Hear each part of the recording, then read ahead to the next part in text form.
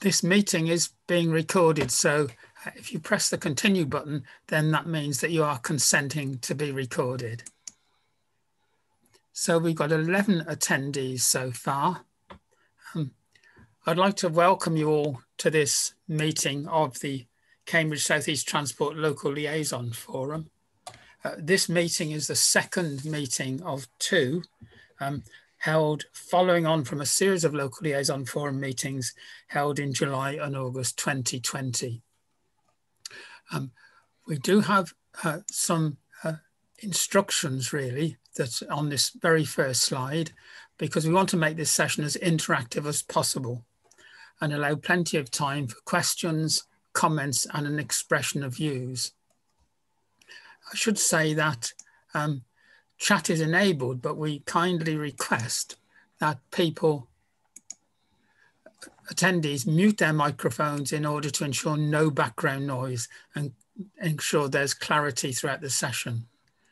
If somebody wants to speak, if you could use the raise hand tool in Zoom, and I will identify people as wishing to make a comment or ask a question or express their views and indicate the order in which we will take speakers. Now, I would emphasize there may be a lag whilst your microphone is enabled. So you may have to unmute yourself. So I say, I'll take people in the order in which people raise their hands. So as I say, a warm welcome to everybody. And if I could just go on to the next slide, please. Just to make it clear that this meeting has two main focuses. One is about the phase one schemes broadly along the line of the 1307, particularly from the A11 to Haverhill. And then a second part of the meeting, an update on phase two of the Cambridge South East Transport proposals, and that is the offline public transport route. So just before we start, I'd like to introduce the panelists on tonight's meeting. First of all, to welcome Martin Meehan from the GCP, who is now the project director for this work. And this is his second meeting following attendance at the earlier meeting last week. So welcome to Martin. We've also got Andrew Munro from GCP. Andrew, you're sure recognise as being project director in the past here. Peter Stanhope from GCP. And Jane. Also, we've got some representatives from our contractors. Ollie Duffham is going to be presenting the first part of this evening's programme, that is about the phase one schemes. And then we have later presentations from Mike and Jane about the phase two, and Sarah if she joins us. So I'm going to hand over to Ollie, and we're going to take the schemes in geographical order, that is starting at the part of this 1307 closest to Cambridge, that is close to the Temple Cafe Conference Centre site in Little Abington, and then we'll work our way along the Linton Greenway to the Hildisham Crossroads, to Linton, and then beyond Linton up towards Horse Heath. There will just be a small number of slides before we stop for discussion. So each presentation will be relatively short. So over to Ollie to start us off, please. Evening, everyone. As Tony mentioned, we'll start by beginning with the Linton Greenway on the section immediately east of the A11 as it passes along Bournebridge Road and Church Lane. Now, the current status of that scheme is that we're currently completing a funding review to confirm that the various stakeholders' comments raised previously can be incorporated.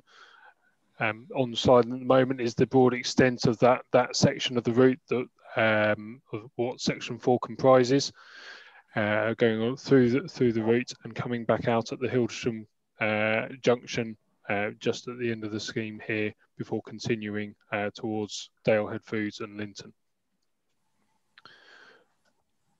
On that section, there were a number of comments raised at the last LLF session, so sort of picking out some key points that being addressed in terms of what's been looked at to date so far. There are a number of comments about the potential route of the Greenway going via Pampersford Road rather than the current route through the Abingtons. So this was something that we looked at in more detail and following the LLF session, looking at some key parameters, comparing the two routes in relation to cohesion, how well those individual routes tied in with their surroundings and the directness of their respective routes, safety of the users, both from a pedestrian, cycle and equestrian perspective, comfort and attractiveness.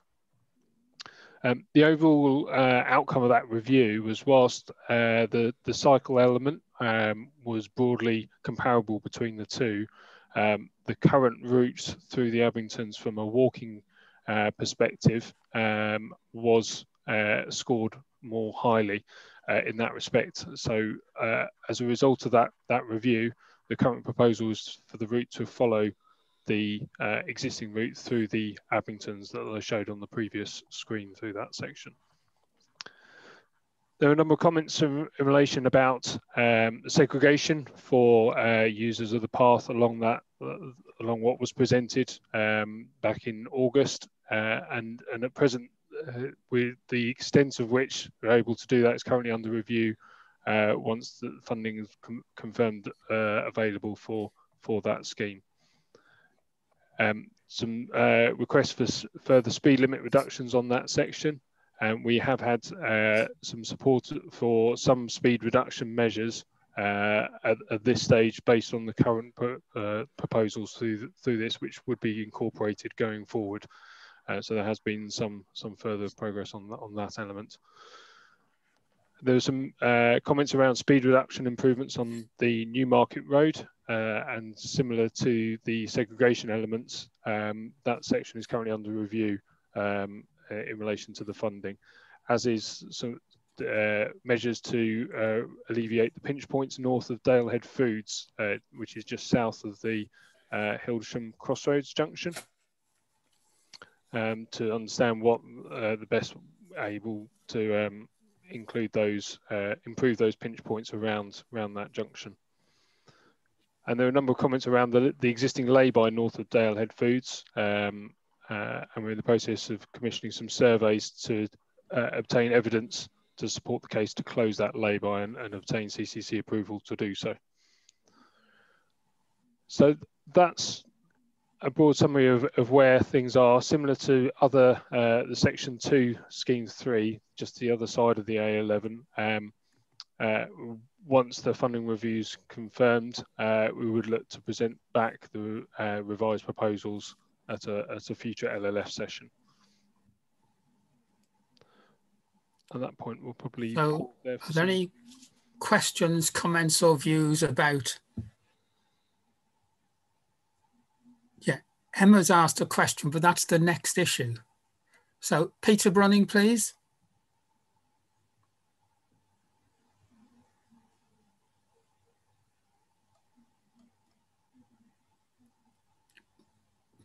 Peter Brunning.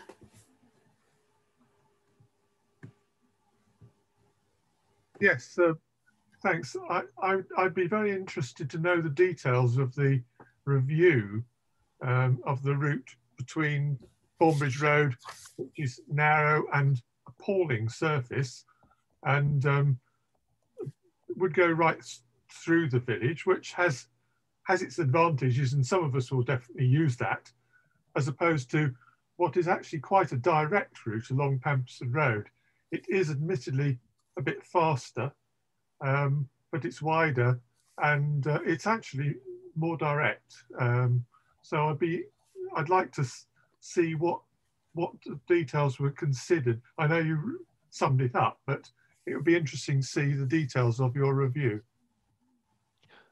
Okay, I mean, in terms of the surfacing, but whilst I think we mentioned last time that there would be some improvements to the surface to make sure that the surface is resolved. We're not putting a route along a potholed section of of carriageway along that part, and the assessment assumes that there's some core measures in terms of that incorporated into the scheme.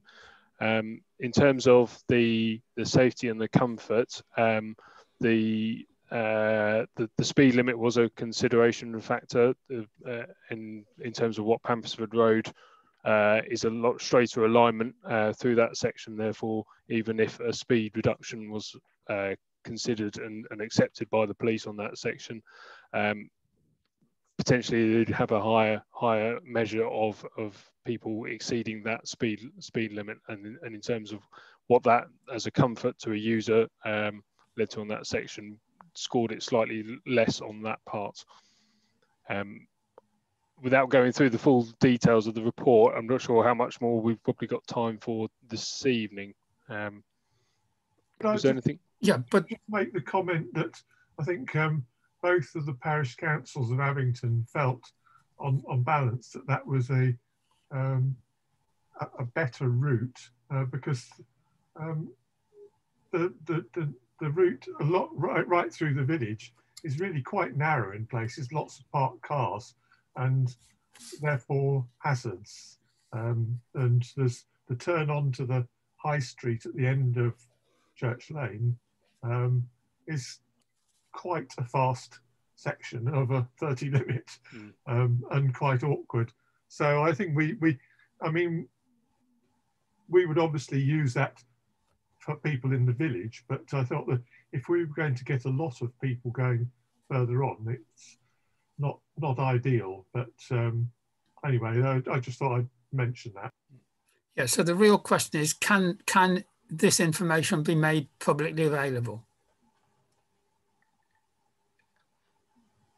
Ollie? Yeah, don't see why not, Martin. Sorry, I was trying to unmute myself, Ollie. Yeah, I don't see why not either. It's an analysis done in keeping with that document that you referred to in the slide, so I don't have an issue with it personally to be made available to people to review. Okay, so the evidence information will be made available. So I've now got Isabel Smith to speak, please. Hello, can you hear me? Yes. Yeah, just a real specific comment about Bournebridge Road. There's a 50-mile-an-hour speed limit along Bournebridge Road and no footway, and it's very narrow. So will you be building a pavement along Bournebridge Road? So that's part of the measures mentioned that's currently under review as to how best we can deliver some segregation along that section in conjunction with a lower speed limit. So looking at the two bits in tandem really on that part. Thanks. And when will you make a decision on that? Martin, do you want to take that one? Yeah, sure. Yeah, we're looking at the funding at the moment, and we'd be reviewing that in the next sort of month to 6 weeks with making a plan at the end of March to move things forward with that. That's the timeline really. So you will communicate with the local parish councils about what you... Yeah, at the moment we're looking at all the stakeholder requests, and it'll be a feature of this presentation this evening that a lot of the stakeholder requests are being reviewed to look at the funding necessary to make them happen, and that's ongoing at the moment. So yes, Tony, the answer to that question is yes. Okay, Isabel? Thank you. Yep. Okay, well, I've now got Kate Kell, please. Hi, I apologise if you've already covered this, Ollie. I'm afraid I've just got in late from a work meeting. Could you please let me have an update on what's happening with the lights at the Hildersham Crossroads? Yes, that's the next item on the agenda. Fantastic, thank you. You arrived just in time. Yeah. Thank you. We'll be coming to that as soon as we've finished questions and comments on this section. It's the very next slide, I think. Perfect, thank you very much. Well, I don't have any more questions at this stage. Does Enid Bold want to comment or raise a question, Matt?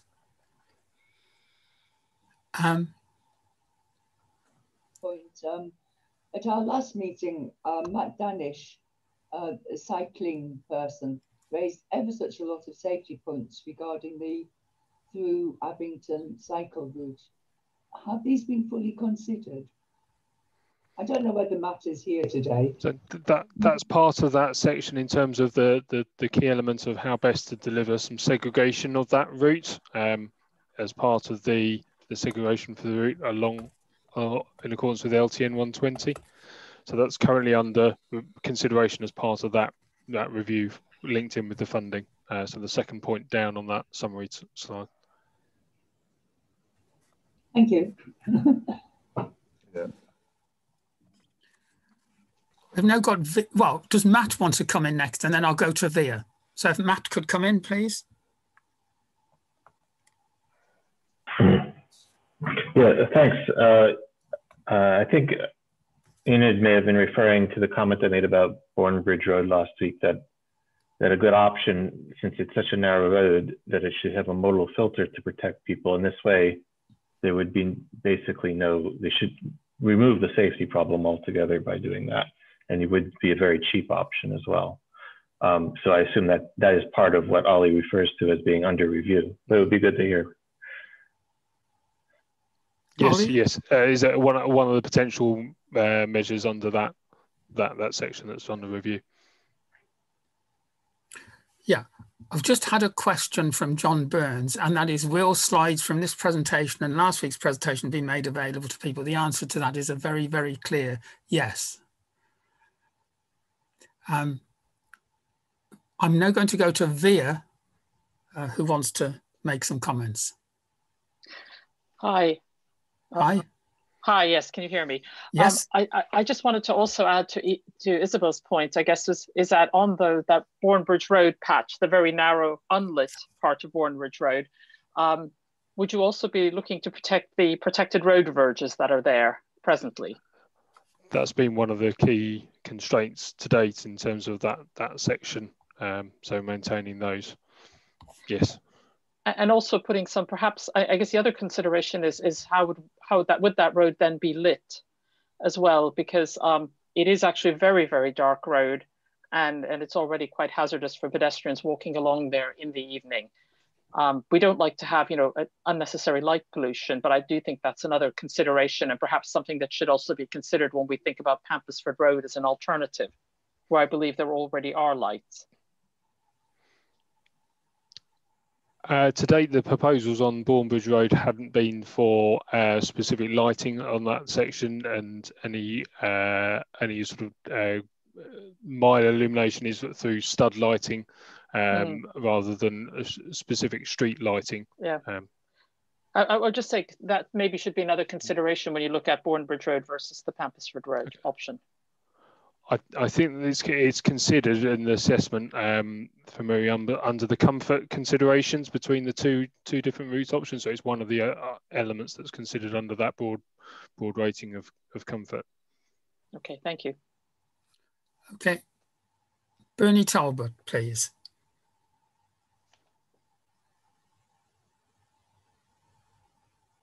You need to unmute, Bernie. Yeah. Can you hear? Yes, we can. Yeah. We felt very strongly last time that Pampisford Road route should be used and not routing lots of extra cycles and horses through the centre of the village. There is a lot of other problems with Pampisford Road caused by rat running traffic going very fast along there, and if we could do something with to take the Greenway along Pampisford Road, it could solve that other problem as well and be a win-win. And because there won't be any possibility of doing very much engineering on the route through the village, using the Pampisford Road route would not stop people using the route through the village, because it will still be there, and it would just need a small piece of extra connectivity from where the cycleway or the footpath ends near to the end of Linton Road through to the junction at Hildisham Crossroads, and then we'd have both routes available, and that would be the best of both worlds. Ollie? Yeah, so I was just trying to pick out the sort of the key question in there, that in terms of the rat running problem. I can't recall if it was specifically identified as a comment and influenced the scoring in terms of the route option selection. But recognise obviously there could be a benefit if there's some measures that could be introduced on that section that could address that as well. Perhaps given the comment around the parish councils and the publication of the report, maybe it's we share that with the parish councils, and a talk through that report might be of use. Yeah, I think share the information and then maybe have a meeting with both parish councils to discuss the matter. Yeah, I would agree with that. Okay. Yeah, second that. Thank you. That would work for me. Okay. Good. Are there any other questions about this aspect of the scheme before we get on to the Hildisham Crossroads? Okay, Ollie, so it's on with the next part of the presentation, please. Okay. So there was quite a strong feedback last time in relation to the previous proposals that were put forward at this location for uncontrolled crossing options associated here, and as a result, the overriding feeling was to take a reconsider approach of reintroducing the signals at this point, which we've since done and had follow-up discussions with the signals and safety teams at CCC, as well as engaging on with landowners around this scheme. And as such, this scheme will now include the traffic signal junction at the Hildisham Crossroads. So just off screen there is the Pampersford Road on that, and we've re-engaged with the landowners in relation to this. So just to get the bearings, Pampersford Road to the south and the main 1307 running through. And one of the key changes has been in relation to the detail of the path on the northern corner, and the previous proposals were to locate the path behind the existing hedgerow, further away from the 1307. The current proposals now look to push that path closer to the 1307 while still maintaining 1.5 metre a gap away from the highway, in order to keep pretty much 99% of the path within existing highway land. There's some modification works needed outside of highway land, and that's still subject to final discussions of detail with the landowners in this area. But the principle is that the path follows closer to the 1307 to link up to the path route that we've just been talking about to go off through the Abingtons.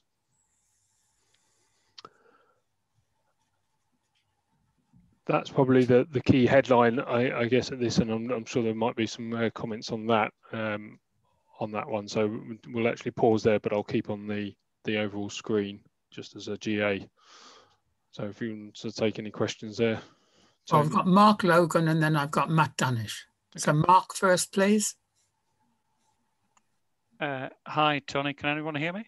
Yes. I just, it looks like an excellent suggestion. Do you still need the agreement from the landowner? I didn't quite catch that, Ollie. Yeah, so we, you'll know it better than me, but through that section, there's quite a level difference for some part between the 1307 and the existing land. So what if you can see the shading in green is a regrading of that embankment, and that where the existing highway boundary is, that regrading needs to happen off highway. However, we're not looking to purchase that land, so we still need some form of agreement. However, the discussions today is that this seems to be going in the right direction in order to secure that. It's probably the firmest I can say at this stage.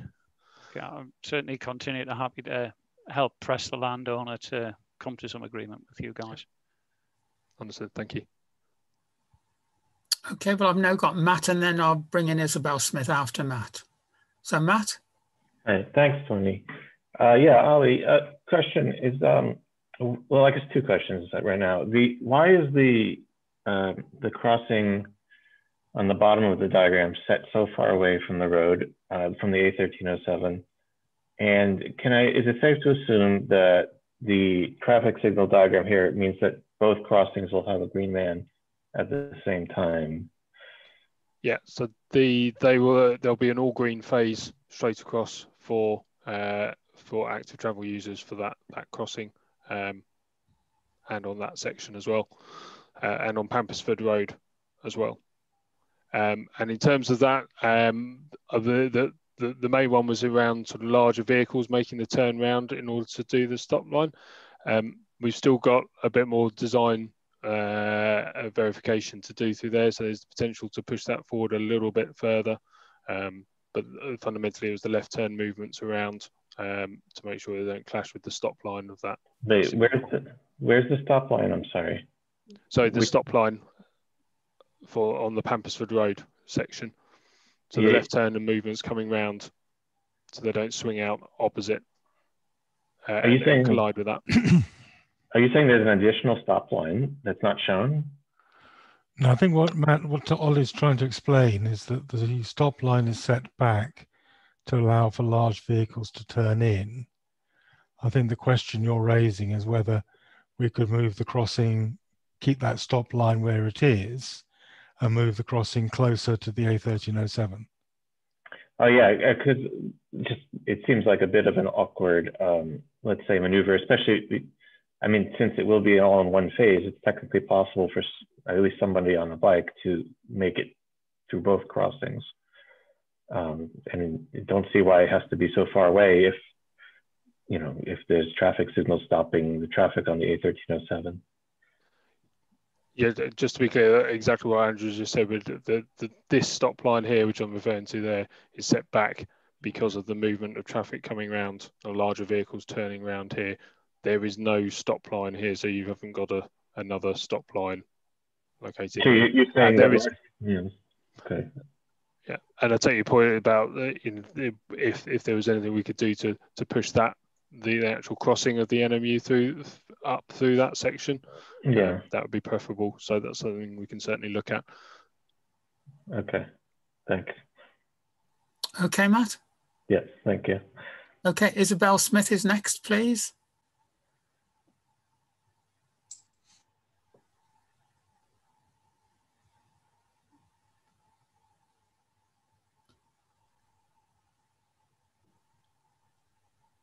You need to unmute, Isabel.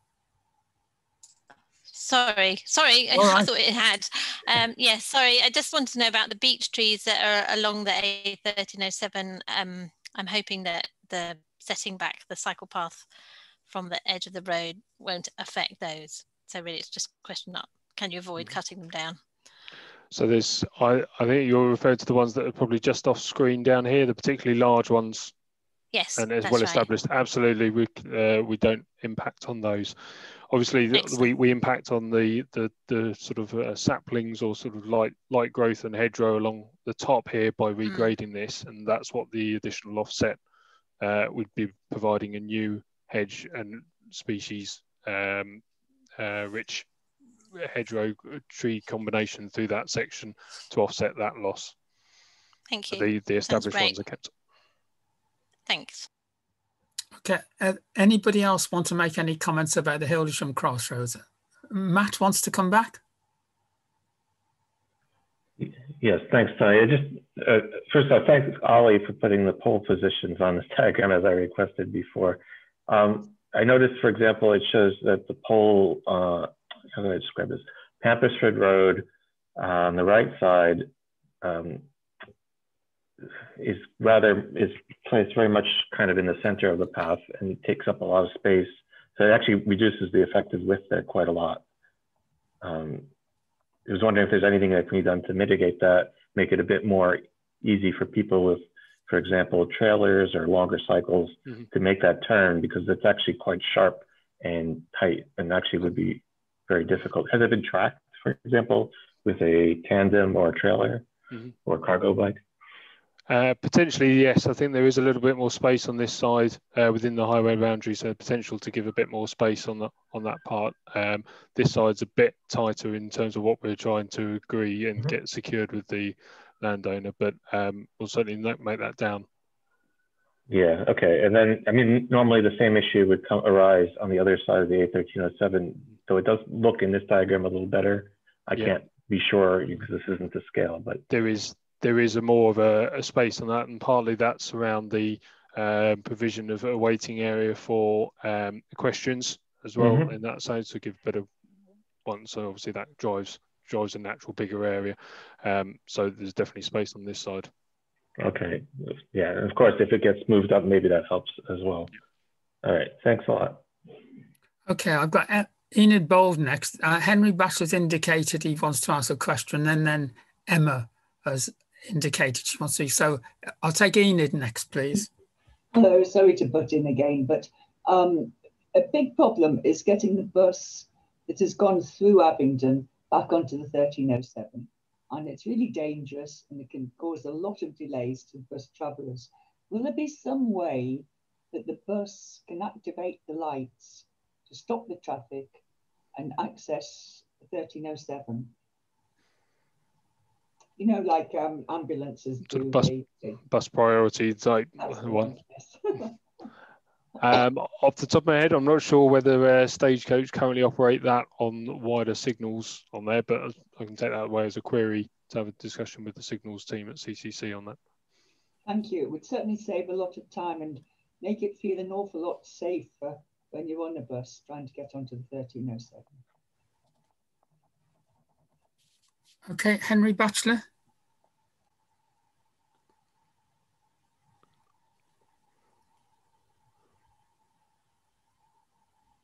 Yeah, thank you very much. Sorry, I arrived a bit late, so I just wanted to make sure the question had been asked. And that was just around how the land purchase was coming along, that is needed to actually facilitate this. If the question has been asked, that's fine, you can move on, but I just wanted to make sure that that had been raised. The question hadn't explicitly been asked, but just to summarise, the path here is located, so it's pretty much completely within existing highway land. In order to do that, we still need to do works on private land, but the intention is not to acquire the land. And in discussions with the landowner, this as a solution has been more acceptable than the previous solution, which required purchase and more taking of land of the existing field. Okay, so we can actually press ahead with the scheme, albeit not using as much of the landowner's property as we needed to. Yes, and obviously we still need to get the final sort of agreement in place, but certainly the discussions we've had at the end of last year and early this year that indicate that this is going in the right direction to deliver the scheme as shown on. Thank you. Plan. Okay, I've got Emma next. Hi there. I just wanted to say this is a really big step forward, the signalised crossing, and really delighted with it. And I think it's going to really change how the community moves around what has been a complete barrier and horrendous block between the communities of Linton, Hildesham and the Abingtons. So thank you very much for finding a solution to this, and greatly look forward to when the building works can start. Well, thanks very much. Yeah, people don't have to ask questions. If you want to make a comment or express a view, that's perfectly acceptable.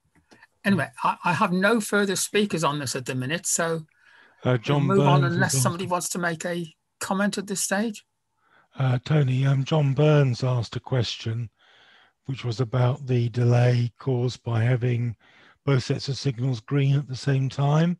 Yeah. But he's had to log off because his computer needs to reboot. Yes, I saw that message. So I think we'll go back to him separately on that point. Okay, but hopefully John might be able to join us later on after he's rebooted. But I think we can now move on to the next section. of the slides and the next section of the 1307. Ollie? Okay.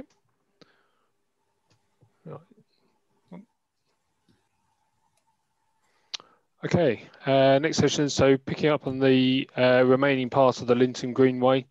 So as we leave the Hildresham Crossroads, obviously part of the scheme has been delivered already as at the same time as the eastbound bus lane works coming through. So the section 5 of the Linton Greenway is mainly picking up from the end of those works at the junction with the Linton Village College, and then taking the Greenway into Linton Village itself. So the green solid line is shown on the plan at present.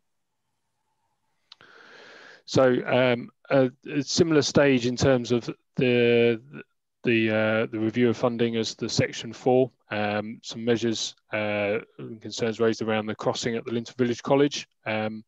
We are potentially looking at doing some minor civils adjustments to improve space on the island and manoeuvrability at the crossing point, and also reduce crossing distances at that junction as a pure civils. It's probably worth noting that whilst it's part of a signal junction, the actual pedestrian arm is an uncontrolled crossing at that stage, and the proposals wouldn't be to include a pedestrian phase on that point, but certainly would be to improve make the adjustments that's noted on this slide here. So again, subject to the completion of the funding review. And there were some comments in relation to the segregation of the path as it deviates through by the meadows through Linton, and at the present is not proposed to introduce a short section of the segregation, but we are proposing to resurface that existing path within the route along that section, which I'm currently referring to there. As part of the continuous shared route that's the Linton Greenway up to the delivery into the village itself. So have we any comments on that section?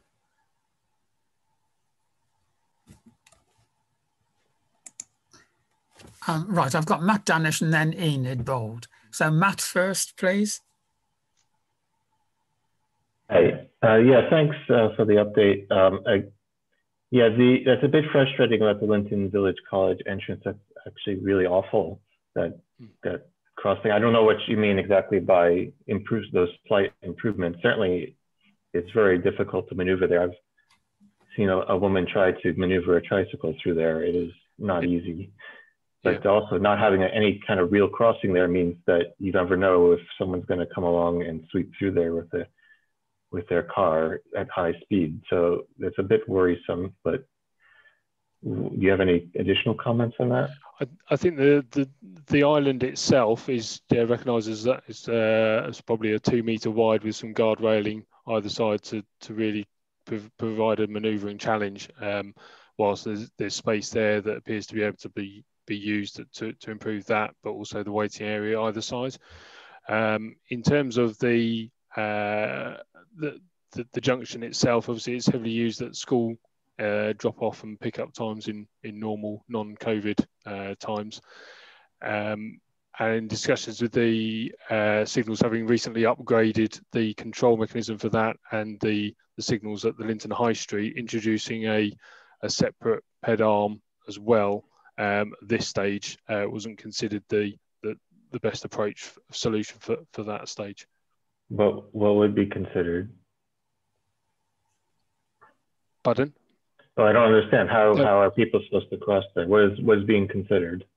So you're still able to cross and still able to identify when you're crossing at one lane at approach at a time. And in terms of traffic into the college itself, outside of those core drop-off times, is fundamentally a lightly used entrance. And in terms of the distances you're crossing at each of those sections, it's quite short with clear visibility as well in both directions as where you're looking to judge people to come from. Well, the problem is when people are going to school is probably also when this will be used by, well, I suppose active travelers. So that's why it's a bit worrisome.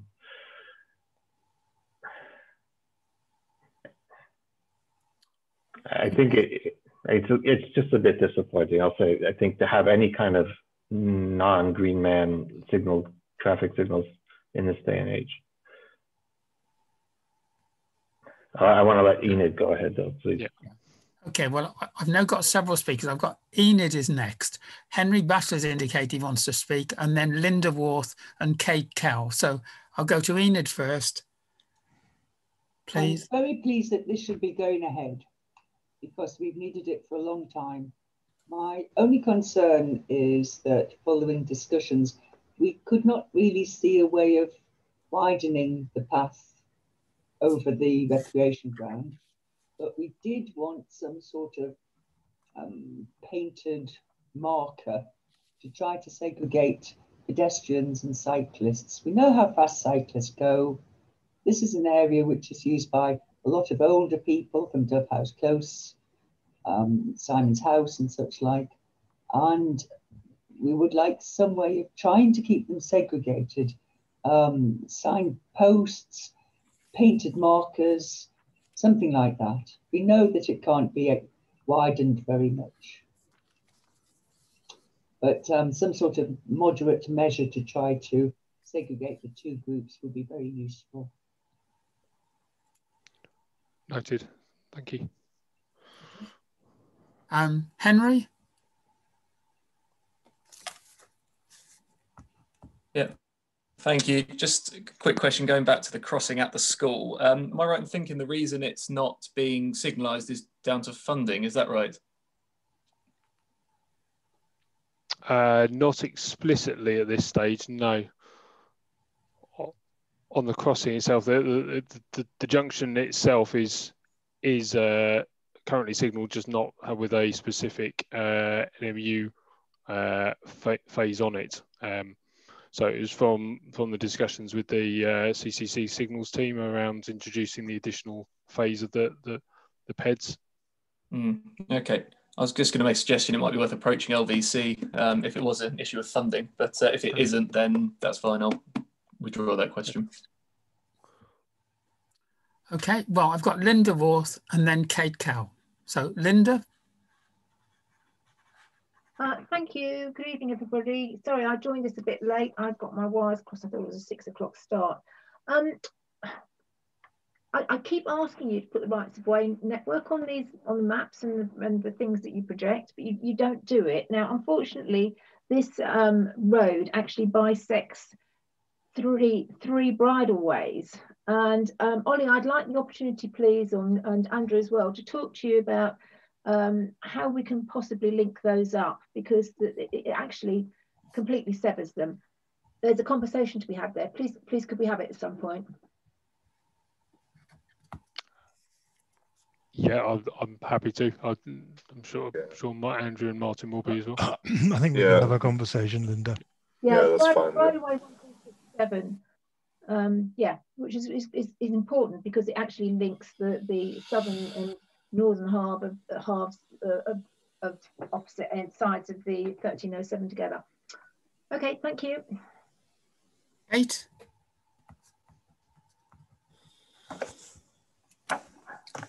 Hi. Hi there. Hello, sorry. Yeah, I completely agree with Enid's comment regarding the segregation across the meadow, effectively, or the recreation area. And I also want to confess that as a runner, I find that junction with Linton Village College, even on foot, actually, quite frankly, I choose to watch what the traffic lights are doing and avoid that cage in the middle of the road. So some form of changing of what's going on at that junction, certainly for cyclists and anybody not on foot and not going at relatively high speed, would be really, really appreciated if it's possible to relook at that junction, please. Yeah, I mean, I'm certainly happy to take that away and discuss that with Ollie, because it's come up on a few occasions this evening. So it's clearly an issue that people would like reviewed again. So we'll do that. Thank you. Okay. John Batchelor, please.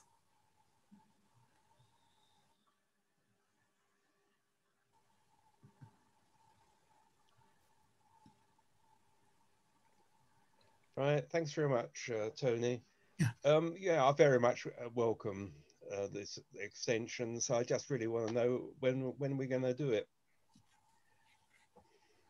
Well, we're going to have a later slide about the next steps and timescales on all of it. So if you could just wait till then, we can cover everything.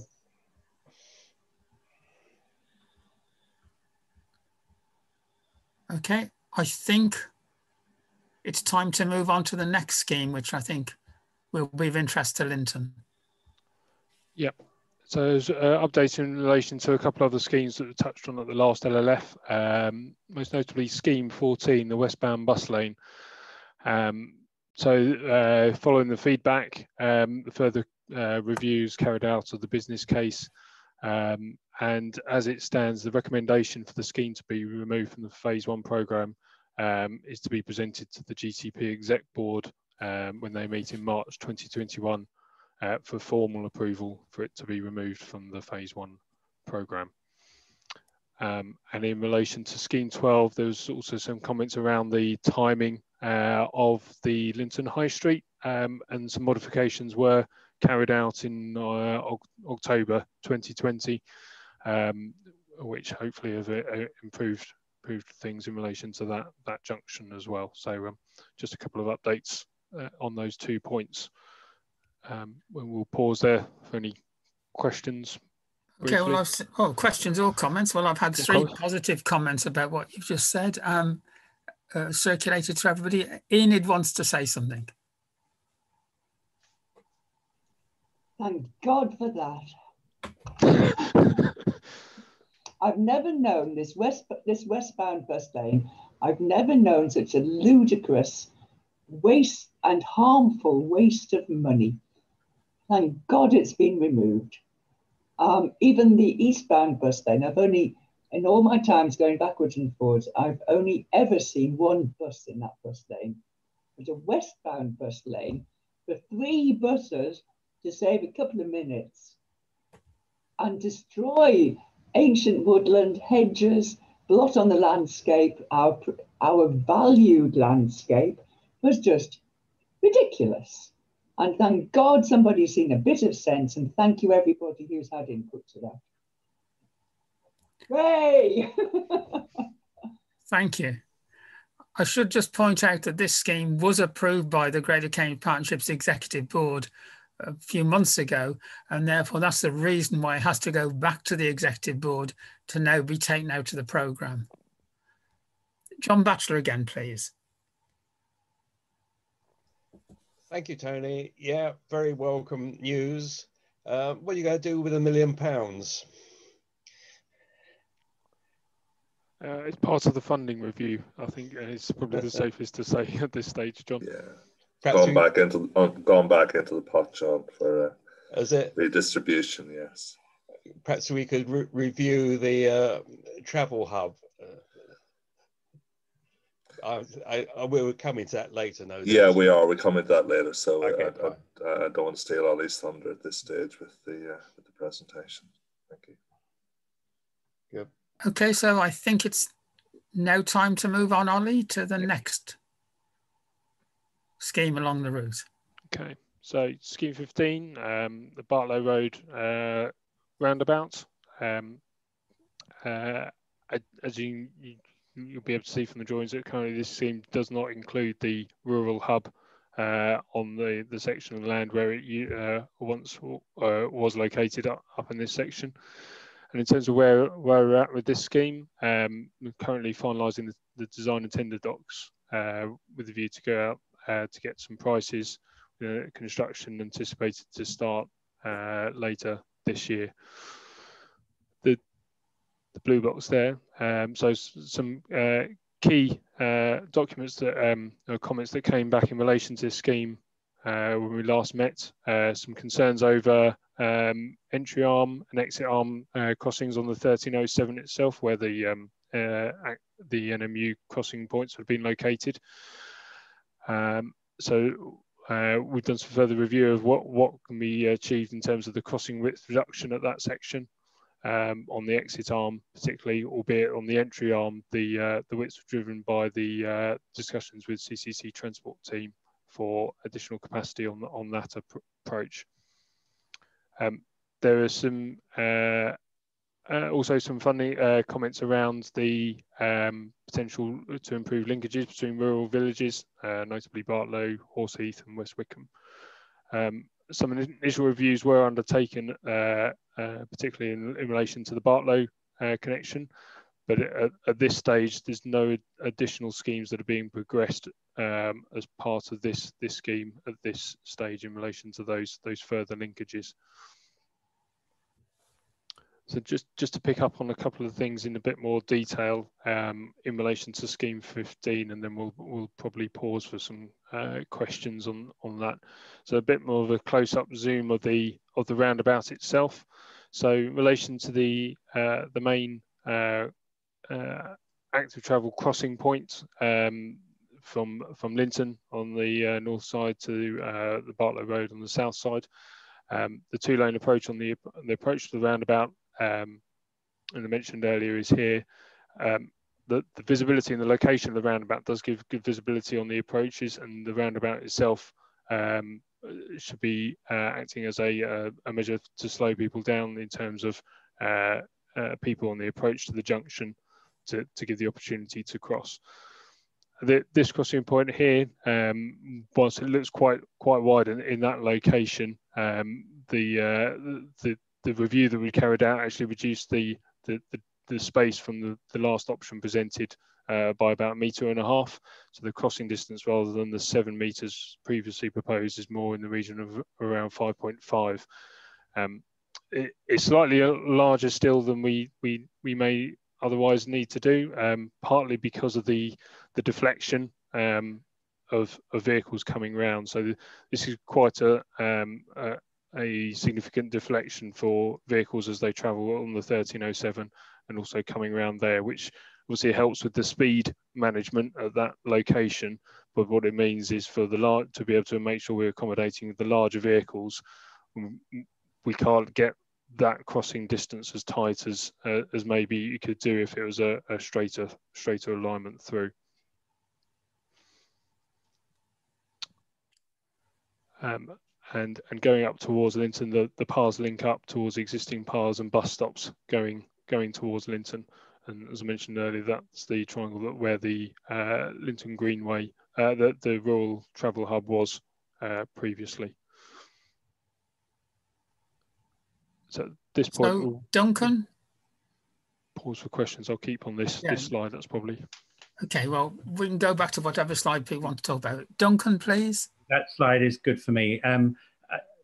Thank you very much for saving £1 million on the bus lane. I'm grateful for that, and I do have some suggestions for how some of it might possibly be spent.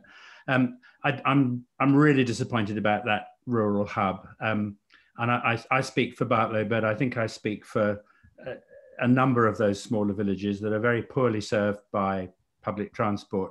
And when we first saw that hub, we gave a whoop of joy, because for the first time it was going to give us access to buses to Cambridge and buses to Haverhill on a reasonably frequent basis.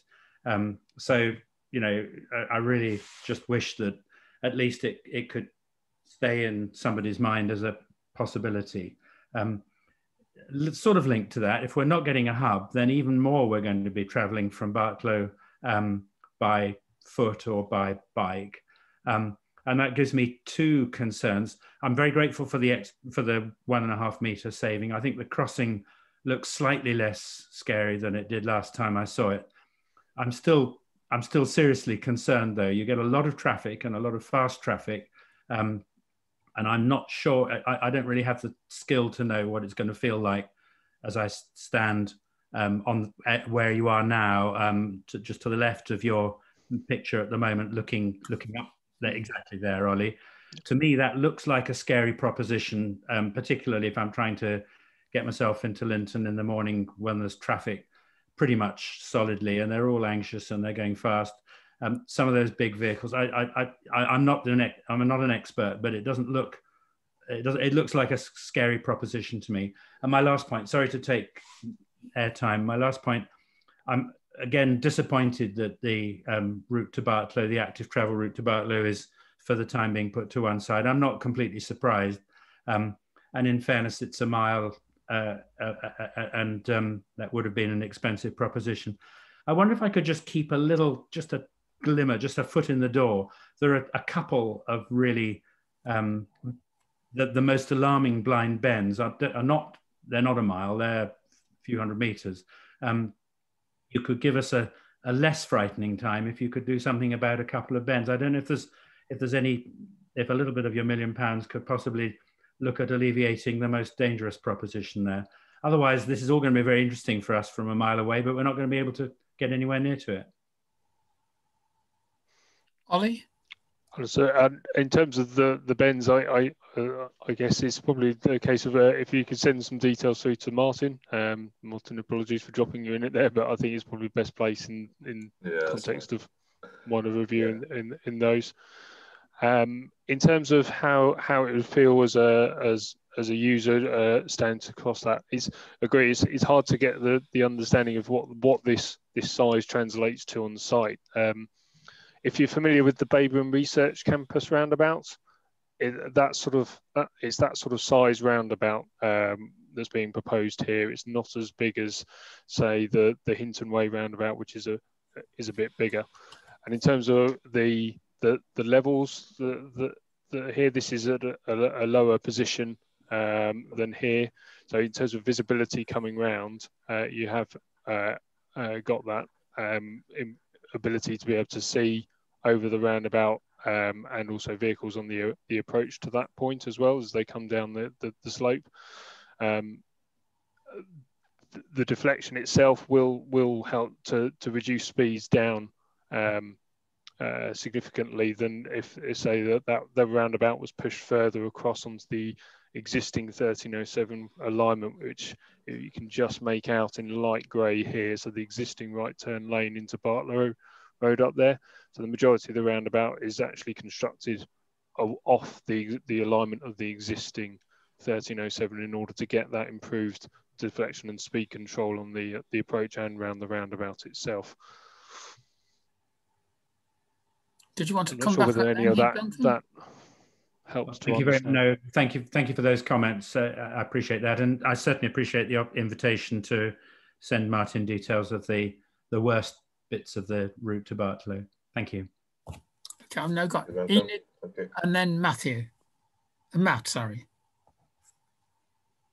Well, I'm totally delighted about the loss of the westbound bus lane, but I'm equally disappointed at the loss of the traffic hub. This is very important for the rural villagers who come into Linton, park on our high street in order to use the buses. And Duncan, yes, I do know you are one of the guilty ones, but so many more and do this. It causes a huge problem for Linton and Linton High Street.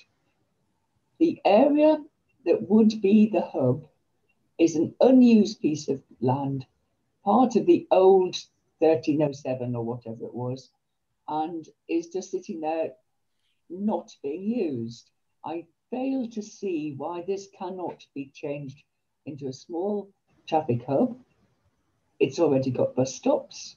We can park all of our park and riders who take up at least 20 spaces in the high street. And it would allow people coming from places like Horse Heath and Barlow to come in with other means of transport, park there and go to Cambridge without affecting Linton High Street, which is so crowded. It's outside of lockdown, it is ridiculously crowded. Part of GCP is surely to allow free flow of public transport through the village.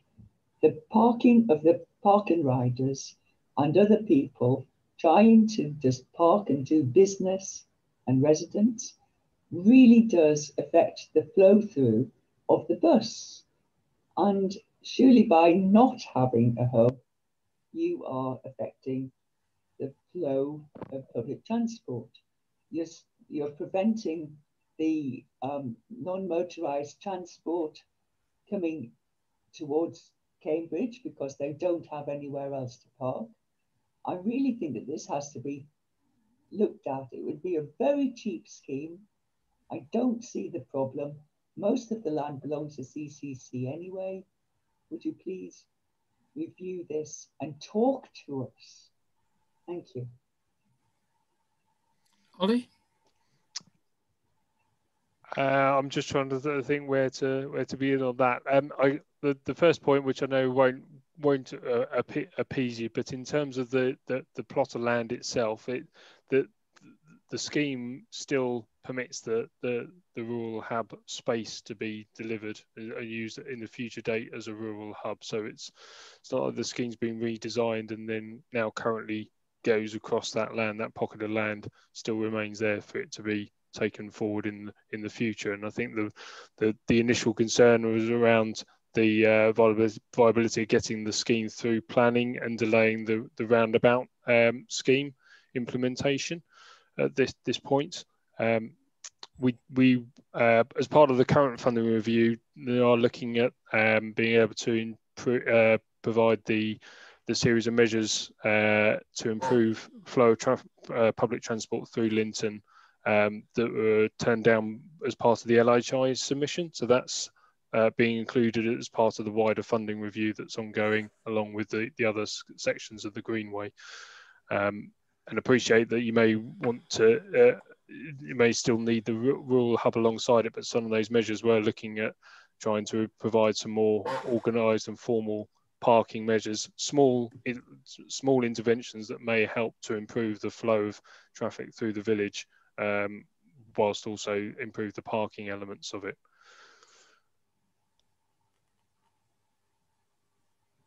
Do you want to come back, Enid? Certainly do. We have resubmitted. We know that the local highway scheme, LHI, was very close to being accepted. We have resubmitted it with more of your suggestions regarding how to make better flow of traffic through the village, and also revise some parts of signalling and marking of the highway, and also parking. There is nowhere else to park in Linton, apart from the high street, which is needed for the commerce, the safety of pedestrians, and also for residents. There is nowhere else apart from the lanes off the high street, and we do not want parking off the lanes. They're already crowded. They are narrow. We cannot take more parking there. But more people want to go into Cambridge using the buses. So we need to get them off the high street, off the lanes. And we've had all sorts of ridiculous suggestions, like putting parking on Parsonage Way, which is our big green space. It's like parking. Oh dear, it's a very significant green space, put it that way. We've had ridiculous suggestions, but this bit of unused land is the most sensible, cost-effective and practical way of getting traffic, non-motorised traffic from the villages onto buses, and also off the high street onto buses. We're well aware of the quantity. In lockdown, the street is wonderful. High Street is empty. But come lockdown, we've got 20 odd cars parked for parking riders. We've got about 18 to 20 cars parked on the wrong side of the road, from the bridge up to the 1307, which really blocks traffic and particularly blocks buses. I really think you have to look at this in the wider context. And we do need it quickly because we really want to put in some parking restrictions into Linton so that the parking riders are deterred. I'm sorry, I'm very passionate about this. Well, I think the GPC has heard exactly what you've got to say, Enid. Thank you. Right, I've got Matt Danish next, and then I've got Henry Batchelor, and then John Batchelor. And there was also a question from John Howard that was circulated. So we'll go to Matt first, then Henry, then John, and then John Howard's question. Thanks, Tony. Yes, so, all right. Thanks, Ollie, for at least telling us about some of the changes. Just quick questions before I ask something, the main one. What are the speed limits of the approaches on the A1307, and what are the daily traffic flows that is being, at least this is being designed with in mind? So the 1307 is 50 miles an hour in this section, and Barlow Road would be 50 miles an hour extended a bit further down until the point of tie-in, so about sort of 100, 200 meters on the approach.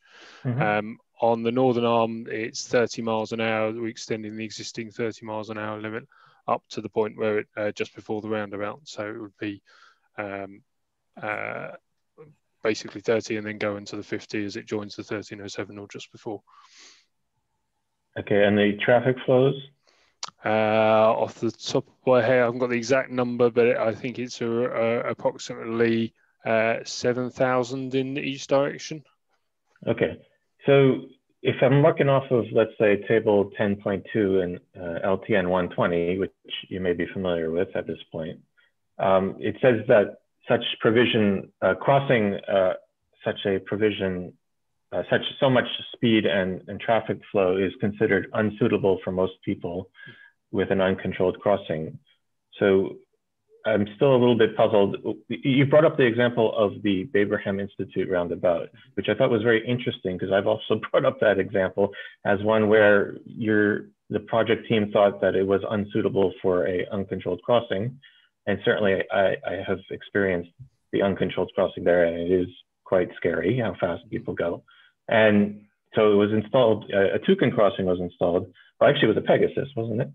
Anyway, whichever one it is. And whereas here you're proposing an uncontrolled crossing again, it seems like we're repeating the same problem that we had at the Babraham Institute roundabout, even with the shorter distance. I think on there's a couple of key differences on that. Firstly, in the Babraham Research Campus, the path and the volume of NMU users using that, you've got bus stops. It is the continuation route of the existing shared path that accesses into Babraham Research Campus. So the volume of users on that is significantly more. Secondly, the location of the crossing. So if, where the uncontrolled crossing is, if you're travelling out of it's if you were to imagine that was the roundabout, it's actually on the exit arm of if you're travelling out of Cambridge, and obviously on the entry arm if you're travelling into Cambridge. On this arm where it's on the exit arm, there's actually very little deflection for that as a roundabout approach. So if you're travelling away from Cambridge, it's very easy to travel straight through on that point. On the approach is where you need to slow down because you've got significantly more deflection on that section. So there's a subtle difference here in terms of here where the crossing is on the exit, where obviously the vehicles are potentially accelerating. You've actually been slowed down by the significant deflection on the roundabout as you approach the crossing. Here, vehicles should be slowing down in order to be prepared to give way at the give way lines, and the deflection here is greater than what was in place at the moment on the Babraham Research Campus roundabout. Regarding the 5.5 meters, I still think you can do better than that and bring it down more. Question in LTN 120, section 10.7 about roundabouts, it suggests that, well, it says that if you do have an uncontrolled crossing, it should be situated beyond the end of the exit flare and a minimum of 10 meters away from the circulatory carriageway.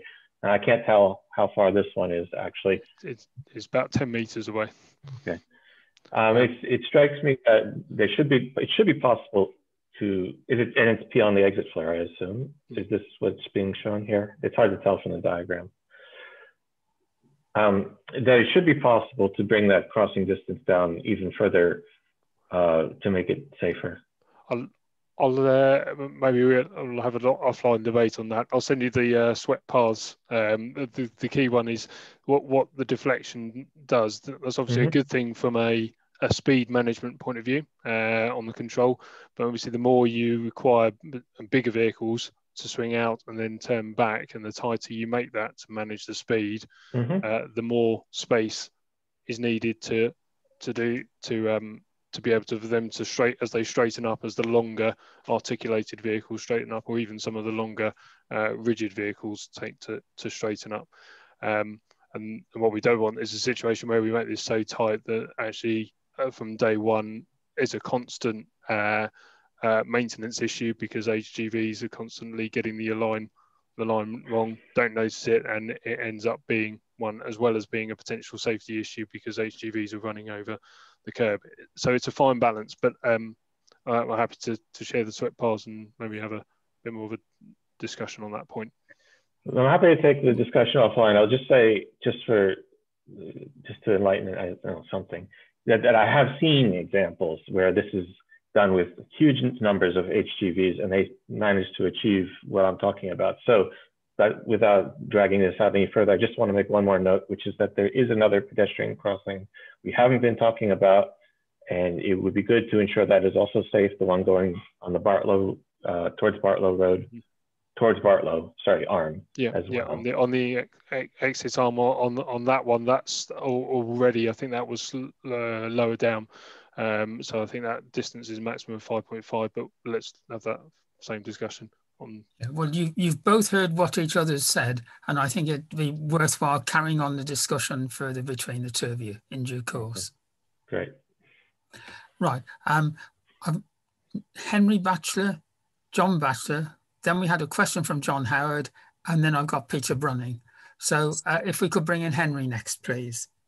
Thanks, Tony. Two quick questions from me, please, Ollie. I think I did hear you mention it earlier, but can I just double check that this roundabout is currently designed in a way that the travel hub may be incorporated again in the future? I appreciate it's not in the plan at the moment, but that's correct. It is designed in a way to currently allow it possibly in the future. Is that yes? That's correct. Yes, yeah. That's correct. The gap, I can't remember the exact location. I think it was we had the new entrance in there, and that space is left there, and that rectangle there is underground drainage storage, so it's below ground. So there's no reason why car parking spaces couldn't go over it, rather than putting a pond feature or something that might take more. Okay. All right, that's great. And second question from me, going back to what Duncan was saying, just to sort of back that up and say, I think some kind of off-road path for not only walkers but cyclists and potentially equestrians as well could be thought about again. I think linking as many villages into this system as possible is key to getting people to use it essentially, and I think wouldn't only serve the people of Barlow but also Castle and Shoody camps as well a bit further on. Dare I say it, people from even outside of Cambridgeshire.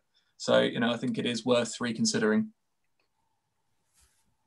Understood. Okay, John Batchelor, please. Thanks very much, Tony. Just a quickie, one, I very much welcome this. The sooner we get the roundabout, the better. Disappointed that we're not doing anything for Barlow Village, because that I think is something we still need to keep in mind for the future. And just for clarity again, if I just return to the rural hub, if I understand you properly, in this current project, there's no actual real prospect of that going forward.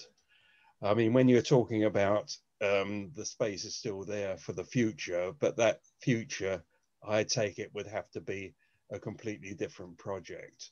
So it's not within the scope now of the current project, or is it? So could we just clarify that, please? That's correct, John. The rural hub is not currently in the scope of the scheme roundabout as it stands. Right. Okay. Thank you. Right. John Howard had a question, which I think was about the safety of cyclists travelling round the roundabout. Did John want to put his question in person? John Howard, that is.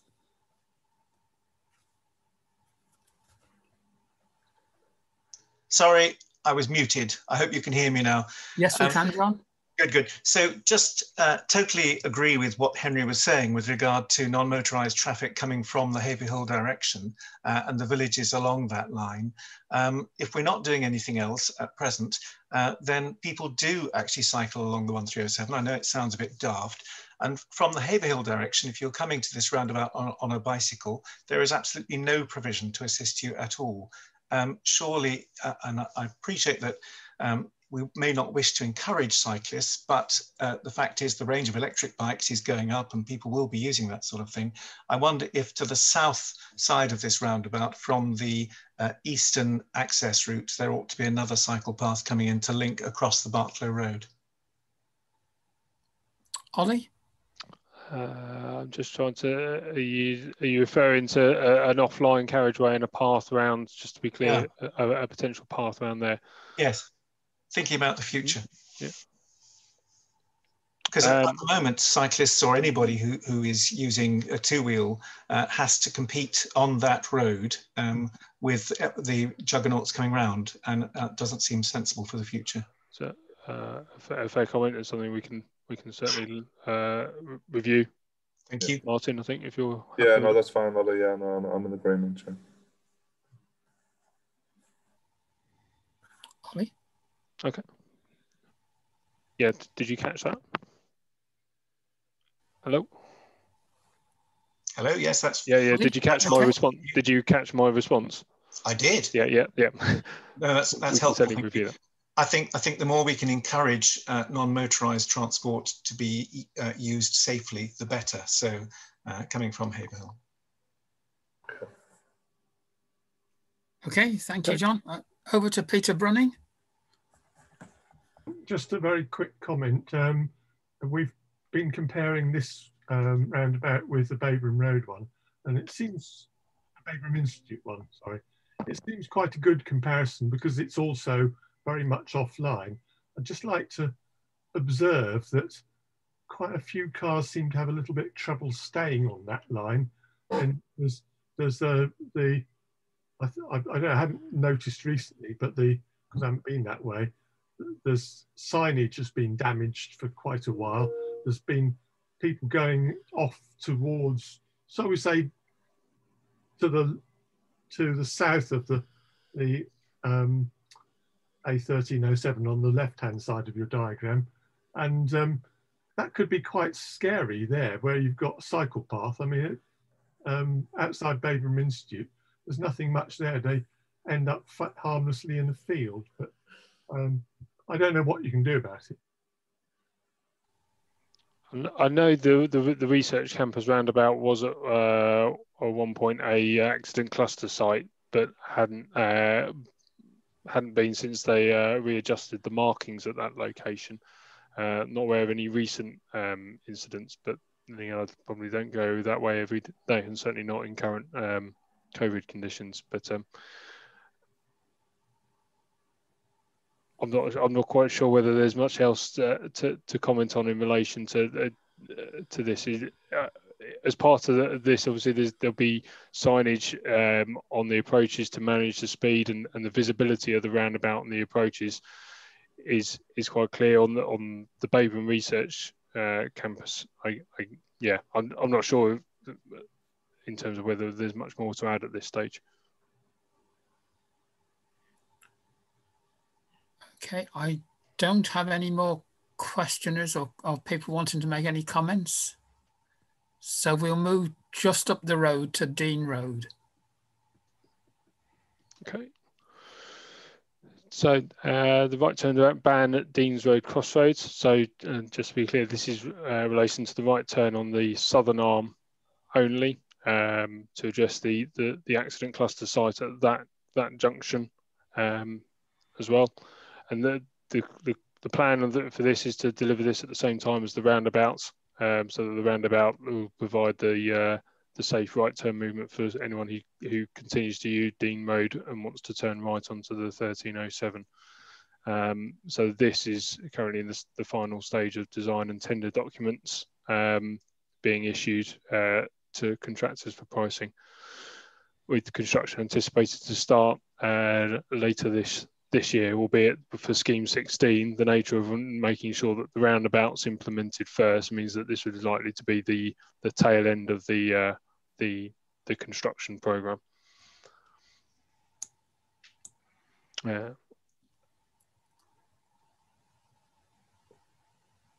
Matt?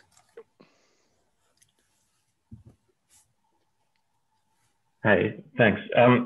It's been brought to my attention here that Dean Road is a route used by a number of cyclists. I'm not sure if anyone from CTC Cambridge is here, so I'm going to raise it, that sending a cyclist who are trying to use Dean Road, let's say, to send them to go all the way to the roundabout and back is, let's say, really dangerous and way out of the way.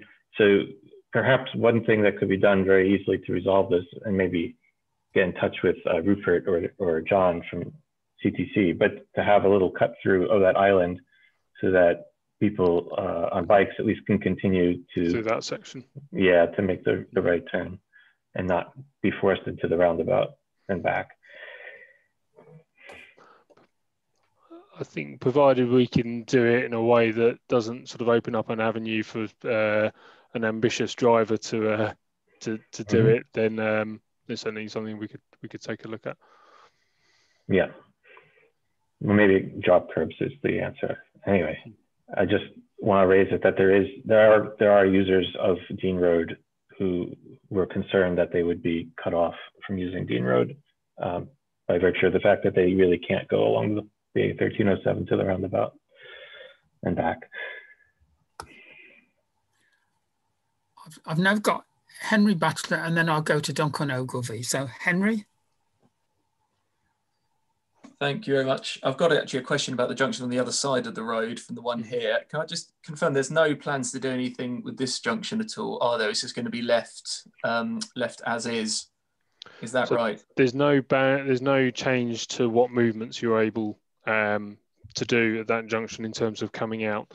There is a proposed small thin island at that location, and the reason for that is we want to discourage people that may be tempted to carry out a U-turn manoeuvre at that location. So there's a small thin island to prevent that, but fundamentally you get to that junction, you can still turn in both directions out of that road. There is also just off screen here, as part of the tender docs, we're also including some routine maintenance to be carried out for the vegetation to improve the visibility of that arm, but fundamentally movements wise there's no change to what. Okay, just so comment from me, because that's one point I was going to raise, was that the trees, to the right as we're looking at it of that junction do inhibit visibility quite often. Yep. So I think if that is included in your plans, then that's positive. Just another quick comment about safety, turning right towards Cambridge from that junction. The sort of the crossing point, as it were, if you have to stop in the middle, is very thin. So most of the time, cars and bigger cars like Jeeps and whatnot, they do overlap if they have to stop. And I think that does or can contribute to the accidents that are had on the Cambridge-bound carriageway. So I appreciate it's not in this document now, but it might be something to look at in terms of a safety, potentially widening that section in the middle. Okay, noted. We can have a quick look at a review of that. As I say, we're not going just out to contractors, or we're aiming to get out shortly. So, yeah, okay. Okay, Henry. That's great, thanks. Okay, well, I've now got Duncan and then Mark Logan. So Duncan, please. Thank you. I would really welcome that cut-through idea for cyclists. I think that's an excellent idea. It's a road. Dean Road is a much used road by cyclists, mostly sort of longer distance. They're not sort of Barlow commuters like I was describing before. These are people who go out for the day, but I'm sure they will otherwise find their own way across, and that's a less attractive option. So good idea. And I just, Ollie said it, so this is a bit unnecessary, but it is absolutely fundamental that this does not happen until the roundabout is fully functioning. And if I could possibly just sort of accentuate that that has to be the correct order, even if you're otherwise ready to go, please do not do so until the roundabout is functioning.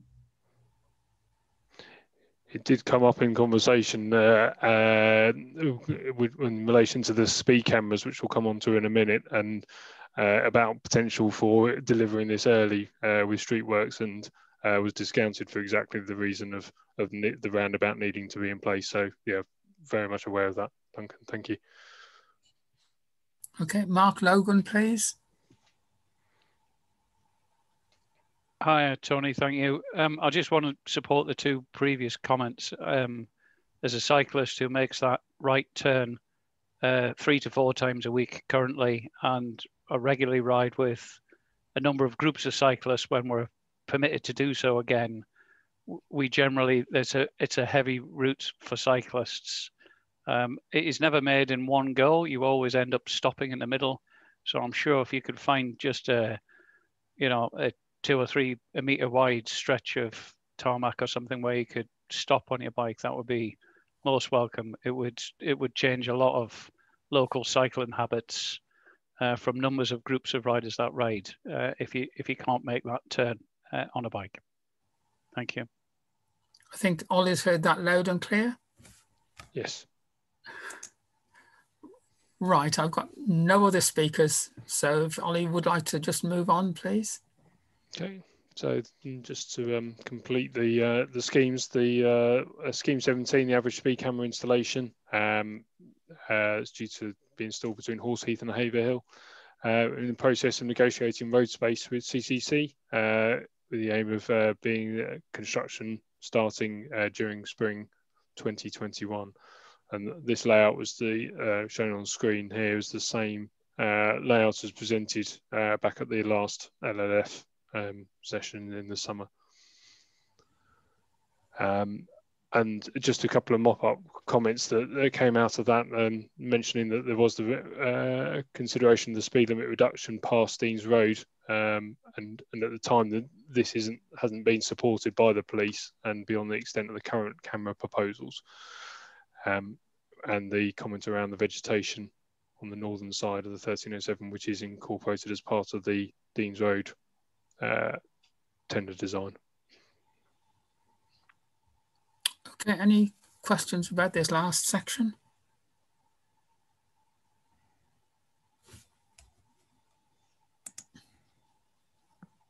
Henry? Henry, and then I'll bring in John Howard.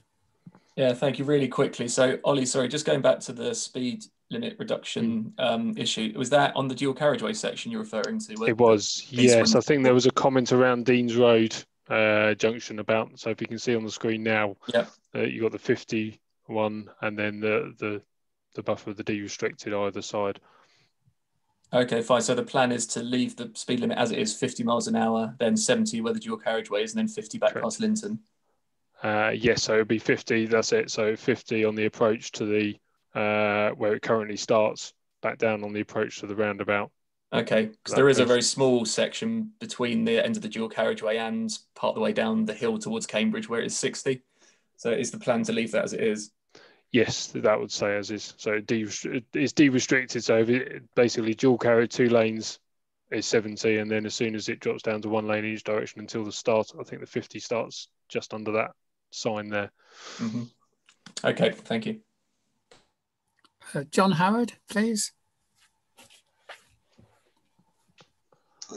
Just to say that, sorry, I should be unmuted now. Yes, you are. Go on.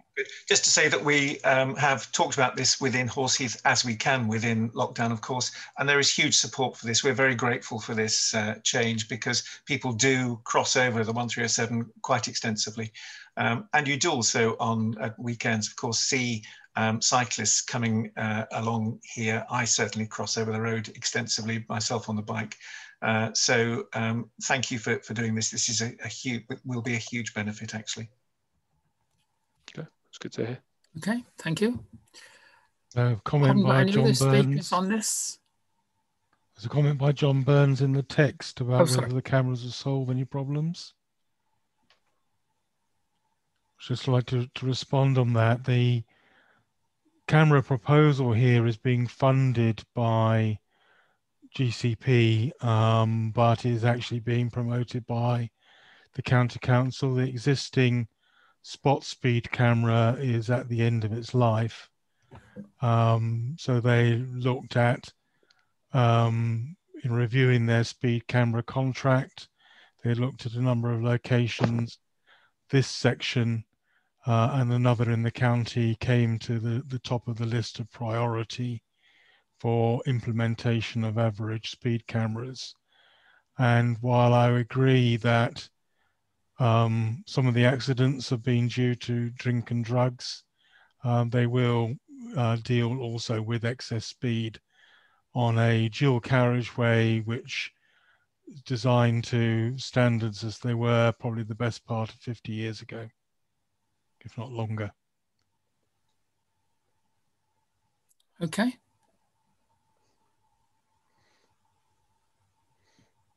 Okay.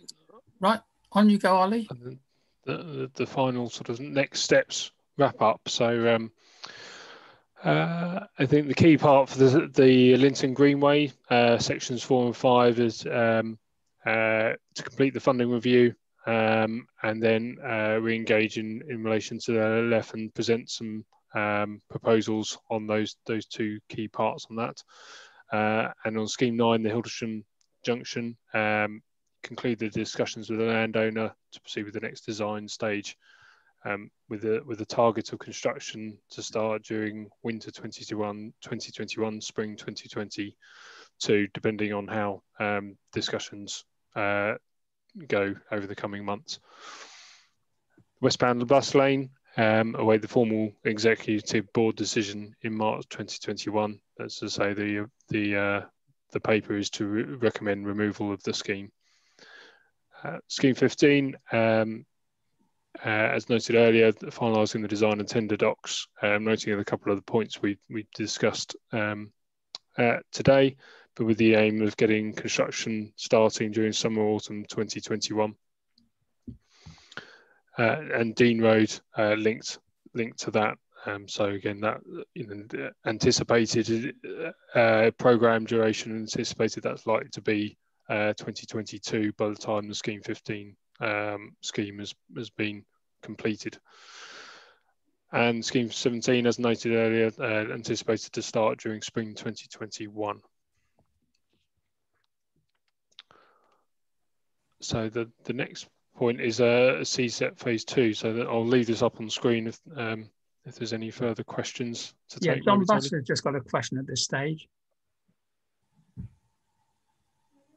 Thank you, Tony. There's been mentioned there's a funding review quite a number of times. Yes. Yeah. Does that mean that any one of these proposals are at risk?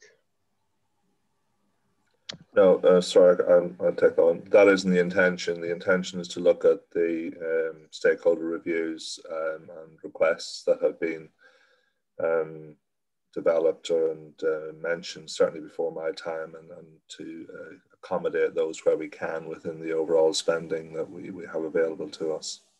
So it's only extra projects that you're looking to possibly... Yeah, the schemes we presented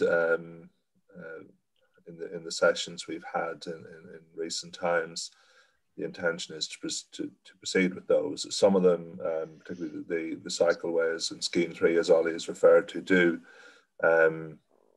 encompass the enhancements that people have raised as part of the stakeholder, and those are the solutions we're trying to find the best value to at the moment to fit within the budget. Okay, good. Thank you very much. Pleasure. Okay. So we go on to the next stage of the presentation then, and this is a phase 2 consultation update. So in this section, we're first of all going to have Michael Payne from GCP, who's going to lead on the first 3 slides, I think it is, about the recent consultation. And then Sarah Bear Park is going to say a little bit about some of the archaeological work that's taken place. So if I could introduce Michael at this stage, who's now going to start screen sharing with a project update on phase 2. Thank you, Tony.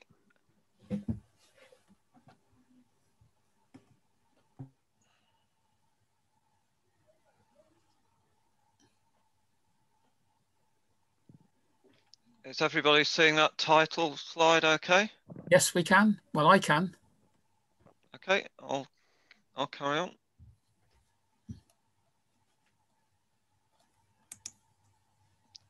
Okay, so the agenda for the phase 2 update, 5 points to cover. First of all, a brief update on the response to the EIA consultation. That's the Environmental Impact Assessment consultation on the preferred route adopted by the GCP Executive Board in June last year. As part of that consultation, we did consult on a potential variation to the route alignment around Babraham, and we've made an early decision on that. Then to move on to update on survey progress on the project generally, and some information on the results so far of the archaeological trial trenching along the route. So Sarah will cover those items 3 and item 4, and then Jane Osei-Imwe is going to cover the next steps in the process. That's right, Tony. Thank you. So we'll stop after Michael's section, we'll stop after Sarah's section, and then we'll conclude the meeting with Jane talking about the next steps. So over to, go on, Michael. Yeah, okay, thank you. So the environmental impact assessment consultation ran from the, sorry, I'm just trying to get rid of something that's blocking part of the slide.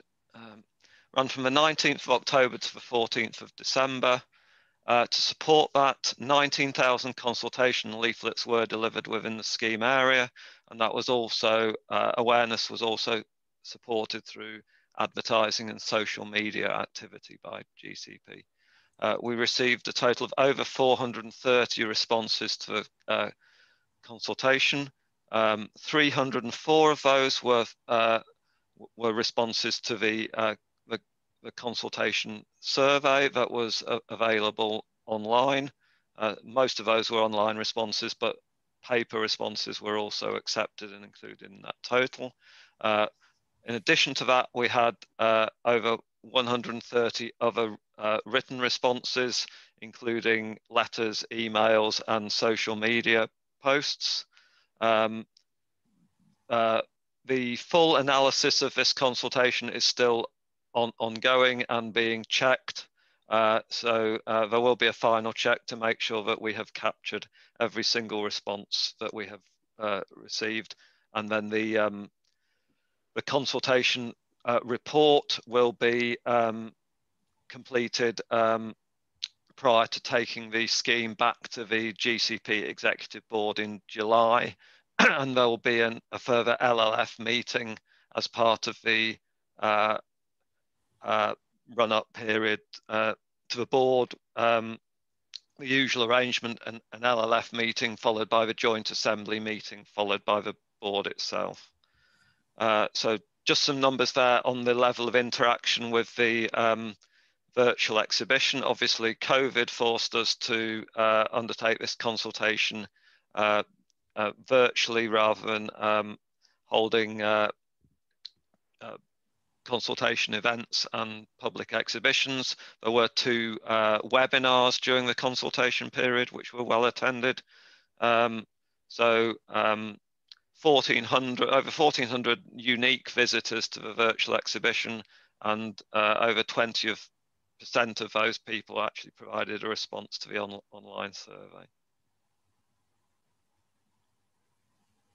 So this slide shows the location of the respondents to the consultation and some other categorization of responses in terms of if they weren't residents or the nature of travel within the area. So you can see we got a good response from across the area of the scheme itself, from Cambridge out to Abraham, but also from residents elsewhere in South Cambridgeshire, and indeed some from beyond Cambridge and South Cambridgeshire, and a significant number of the respondents were also people who regularly travelled in this area. Worth noting that people could select more than one category here, so somebody could be a resident of Sawston, they could also be a local business owner or employer, and they could also regularly or occasionally travel in the area. So, so people could select as many of these options as were appropriate. So this is just a very high level summary of the key themes from the consultation feedback. As I said, the full analysis of the 400 plus responses is now well advanced, but the full analysis will be presented in a formal consultation report. So this is just the key headline themes. It is not intended to be in any way a comprehensive analysis of the responses. So 4 key themes. First, on the route alignment, many comments related to specific sections along the route, including the Babraham to Sawston section, which was the section we had consulted on a variation to. Some comments repeating the theme from the consultation in 2019, that the route was too far from the villages along the route. We have moved the route slightly closer to Stapleford and Great Shelford compared to the route from the 2019 consultation, but we've gone as close as we feel we can go without unacceptable impacts on residential properties at the edge of the villages. A lot of very useful feedback from this consultation regarding landscaping proposals for the scheme, requests for additional planting to enhance the landscaping. Again, some concerns echoing those raised previously about development on greenbelt land and the loss of green space.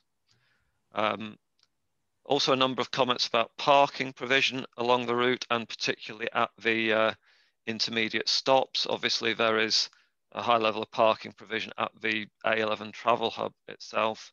Some suggestions for more stops and also for general parking provision at the existing proposed stops, whereas at present the only parking provision at the intermediate stops is for blue badge holders. A number of positive comments from respondents about the active travel benefits of the scheme, given the proposal to provide an active travel path running alongside the public transport route for the whole length of the scheme, but some requests for further widening of the active travel path beyond the 3.5 metre width proposed in the consultation. So this slide shows the realignment of the route between Sawston and Babraham that was consulted upon in this consultation to adopt a route closer to Babraham village and closer to Sawston Road. This has generated a lot of comment. The outcome of that is that following further assessment work and taking into account the preferences expressed to us by key stakeholders, Cheveley Park Farms, the landowner, Babraham Parish Council, and a number of local residents, they made it clear that had a strong preference that we should stick to the original preferred route, which is the also indicated in this slide. So the outcome of that is that we have concluded that the revised route at Babraham should be taken no further. So we are going forward with the preferred route that was approved by the executive board last year. So we don't need to go back to the board to get that approved again. We're proceeding on the basis of a route that we already have that board approval for. So I'll hand over to... Well, I think we should stop at that point if there are any questions at that point, and then we'll move on separately to the surveys that are going on. So any questions or comments at this stage about what's been said? Tony, I can see I've got Isabel and then Emma. So Isabel first.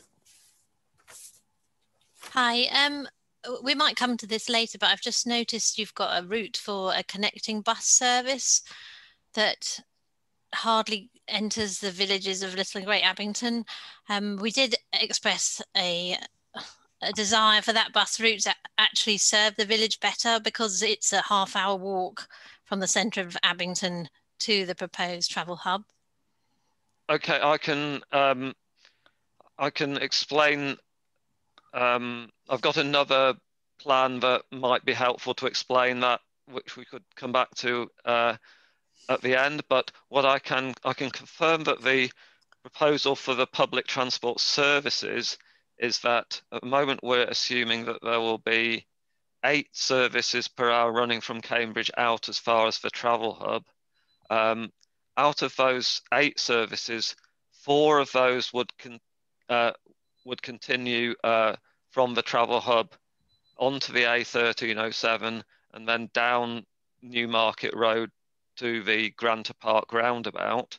And then 2 of those services would continue along Pampisford Road to continue to Linton and Haverhill. So there will be we are proposing that there should be additional services running along Newmarket Road to Granta Park, 4 per hour, and 2 per hour beyond Granta Park along Pampisford Road, and then joining the A1307 towards Linton and Haverhill. So we're keen to make sure that there are better public transport options for people who currently use public transport for the whole of their journey, and discourage people who are currently using public transport for the whole journey to start driving to the travel hub. Yeah, thanks. It's just that am I right? The connecting bus service is separate from the actual bus that goes into Cambridge? No, it would. Oh, it is the actual bus It would service. be an extension of them. It would be a through service. It would be the same bus running from Cambridge along the public transport route to the travel hub, and some of those buses will continue as a through service with you won't have to change vehicles, you won't have to pay another fare. It'll be a through service with a single fare all the way through to and from Cambridge. That's obviously subject to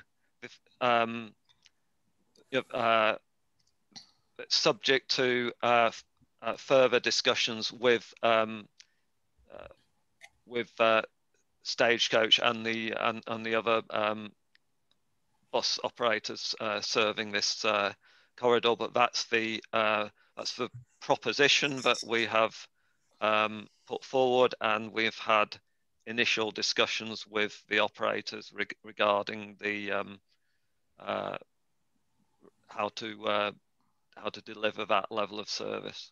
Okay, well, just from the Abington resident perspective, it makes the Bournebridge Road access even more important that that's upgraded for pedestrians, because that is the main route that people will be walking along to access the travel hub. Okay, thank you. That's noted. I had, yeah, okay. I had Emma, but her hand seems to have gone down. Does Emma want to say something? I think her question has been answered in the text. All right, chat. okay. Okay, right. Duncan wants to say something. Thank you. This is probably the wrong thing to say, and probably I'm saying it in the wrong place, but and it may even be a dirty word, but has anyone spoken to the mayor, and do we know if this route would have any relationship at all with CAM, if ever CAM happened? I appreciate it's a different project and a different era, but it would be disappointing to think that this would turn out to be a white elephant if CAM happened on any different route. I'll answer that question for you, Duncan. GCP and the Combined Authority are working in partnership to deliver the CAM project. The GCP corridor schemes, of which this is one, are essentially phase 1 of CAM. So they are part of the CAM network. Phase 2 of CAM will be the tunneled sections in Cambridge, and then phase 3 would be the regional extensions out to the market towns, Haverhill, Newmarket, St Neots, and so on. So we work in partnership with the Combined Authority, and this is essentially phase 1 of the CAM metro system.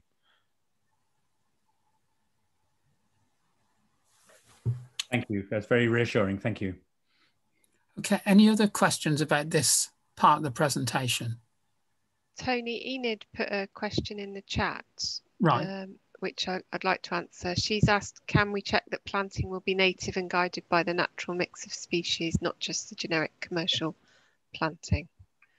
We are looking at the planting and designing it to achieve biodiversity net gain. We're also putting in specific habitat for protected species in areas where we know those species are present or where we're looking to encourage them. So yes, it's not just going to be generic commercial planting. Yeah, and I think there were questions about that in the environment impact assessment, weren't there? Robert Atwood, please. Right, hi. Could you just confirm for me the preferred route as the arrows are pointing in the middle? Is it the green one you're going for? Yes, it's the route to the lower route of the two. Sorry, the southern alignment. The realignment consulted on is the one that's got the arrow pointing directly to it. So it's the route further away from Babraham. The green one then. Route, yeah. Sorry, my colour vision isn't very good. Yeah, the end of your arrow just goes a bit beyond the route. Yes, I think that's was the apologies for that. Hopefully that's cleared that up. So you really didn't consider starting with the pink route and then going into this green route then? Robert, I think we were. You were one of the people at the previous meeting when we discussed this. So we have looked at this again following that meeting. Our concern with that proposal is that it's making the route longer and less attractive, and it's not really achieving anything more than the proposal that the proposed realignment in terms of moving the route, to follow existing field boundaries, which is, which was not accepted as a justification for moving the route in the opposite direction. So, so fundamentally, we've also reviewed that potential change against the independent greenbelt assessment of the route, and both the brown and pink routes were given exactly the same impact assessment for impact on the green belt. So in summary, yes, we have looked at it again, but we don't see any justification for adopting a route that would be more, that would be longer and less attractive to customers, and potentially more expensive to construct. However, we are still continuing to analyse the response to the public consultation. The only decision we've taken so far is to not progress the realignment any further on the basis of further technical work and the comments raised during the consultation process. We're continuing to analyse the response to the consultation, and any further decisions will have to wait until we've completed the process that we're in. Okay, thank you, Anne. Yeah, just to clarify, nothing I said there was intended to indicate that we were following due process. I just wanted to make it clear to Robert that we had done some further work specifically to consider that suggestion. I would just like to emphasise the fact that Michael mentioned earlier, and that is that the full report of this will be published, of the consultation will be reported publicly, and will form the basis of a future local liaison forum meeting before it goes to the executive board, the joint assembly and the executive board. So with no further question, I should say that normally these meetings are scheduled for about 2 hours. We're likely to run over a little bit by probably 10 or 15 minutes because we've now got Sarah to talk about the survey work, and then Jane will finish the meeting off with further next steps. So over to Sarah, please. Hello, everyone. We've done lots of ecology surveys over the last 2 years, and these are now mostly complete, but we do have a few bat surveys ongoing at the moment. Our archaeology trial trenching is ongoing. I'm going to talk about that in a bit more detail on the next slides. We have our ground investigation starting soon, and that will be running until the end of June. And we'll also be carrying out some lighting baseline surveys in February and March, which are not intrusive like the ground investigation and archaeology, but you might see people wandering around with light meters. Okay, on to the next slide. So archaeology, this slide shows the whole route from the biomedical campus to the travel hub at Babraham. The green areas are where we've completed our trial trenching. The orange is where it's in progress, and the red is where we haven't started. And the multitude of little pink dots is all the trenches that we're digging. There's a lot. So taking the area around 9 wells, we knew this was a rich area for archaeology. On the opposite side of the railway, there's a scheduled monument of Iron Age and Roman settlement. And then the little green map shows some of the features that we knew were in the area that we were trying to find with our trenches. So the red lines are a track, and then there's some enclosures, and we have found signs of these in our trenches. So the picture of the trench on the right hand side, the dark area in the distance, that's a trackway, and then where they've dug deeper, that's a ditch that they're investigating further. The dates are uncertain on these features, but there'll be more work done to try and pin those down. On to the next slide, please.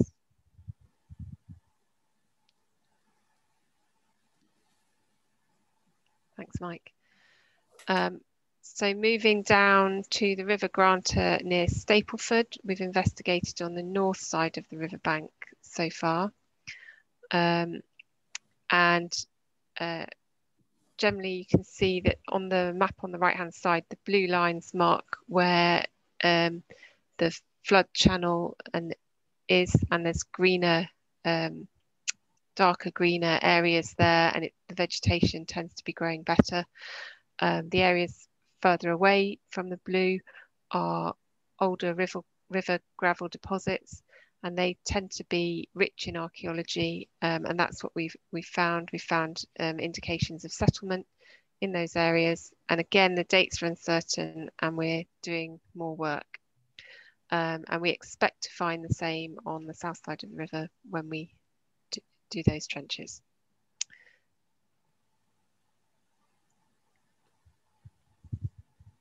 Yep, next slide, please, Mike. Okay, so in the area between Sawston and Babraham, we've been doing investigation of both of the routes because we started this trenching before a decision had been made about which route to proceed with. On the northern alignment, so not the one that we're not proceeding with, we have found an Anglo-Saxon cemetery site. And you can see the photo of one of the skeletons we found. We found 3 skeletons. One of them is a middle-aged woman with signs that she'd lived a hard life. One of them is an infant, and I don't have details yet on what the third one is. At least one of these skeletons will be lifted and removed from the site because there's signs that it's been hit with agricultural machinery, so it's clearly not safe in situ. And decisions will be made as to whether the other 2 are best kept in situ or removed. So we've also found, if you look in the circle on the main map, there's a number 168, and then the picture with the green background, you can see trench 168. So we're looking now on the more southerly alignment, the one that we are proceeding with.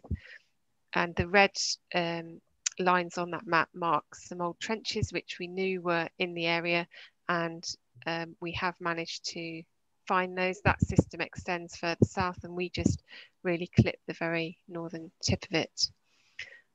So there's a Bronze Age ditched enclosure. So yep, that's that one. And then on the Travel Hub site, we found an Anglo-Saxon Grubenhaus, a sunken pit house that is apparently in the trench that the people are peering into on the left-hand side. I think you need to be a bit specialist to be able to see that. But we have also found some more easily recognisable things. So we found a Roman coin that's been reused by Anglo-Saxons as a medallion, and that's being held in the hand in the middle photo. You can see the hole where they would have put some thread or string through. And in the right hand photo is a brooch, although obviously it doesn't look very good from having been buried for so long. We have also found evidence of the former water meadows at Babraham. And we do have a lot of written evidence about these former water meadows, and what we've found in the trenches backs up what we know from the written evidence, that there's been multiple recutting and alterations of the trenches for those. Okay, that's it for the archaeology. Any questions?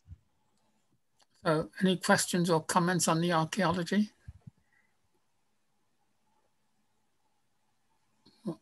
Robert?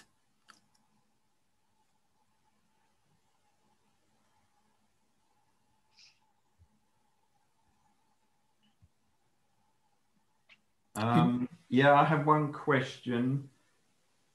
Do you really want to build this huge bridge over our water meadow in Babraham? Well, that's the proposal. You've seen the alignment that we're proposing to take. It's not currently a water meadow, but obviously was formerly used as that.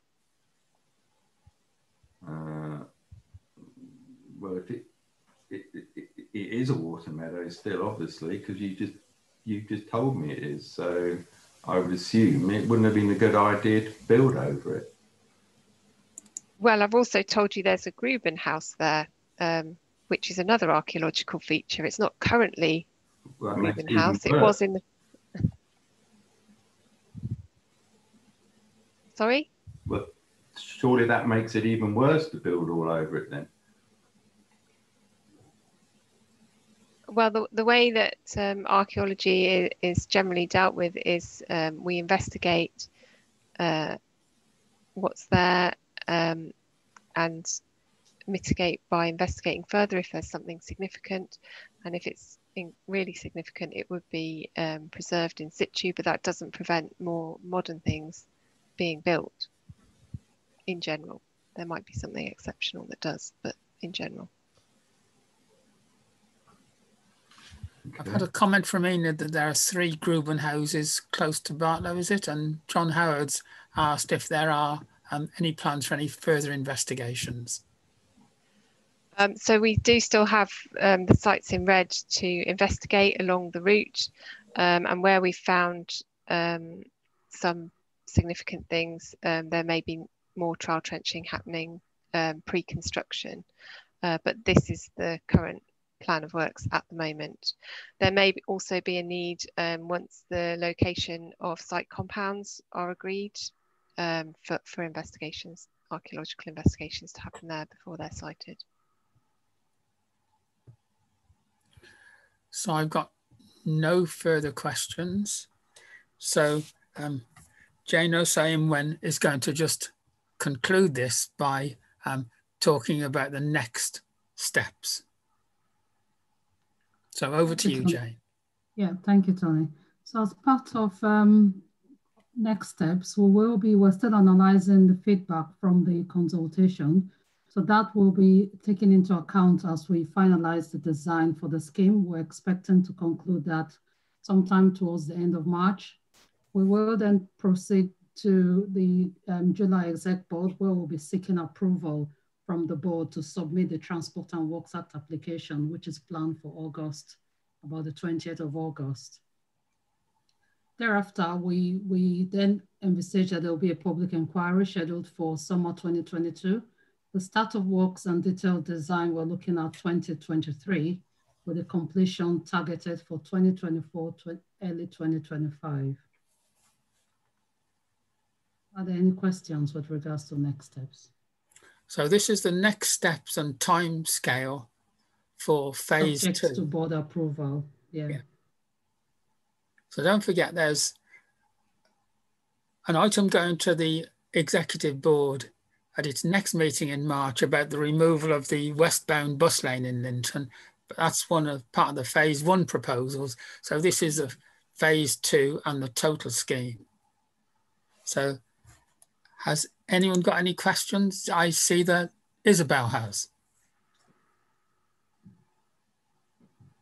Hi, yeah, I just wondered, when will you have the final costing for the scheme, bearing in mind that several Cambridge Bridge projects have massively run over budget?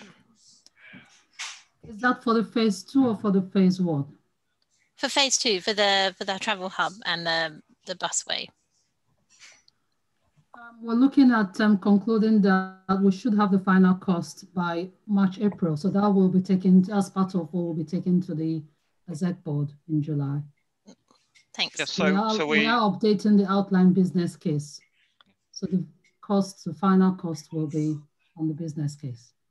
Thanks.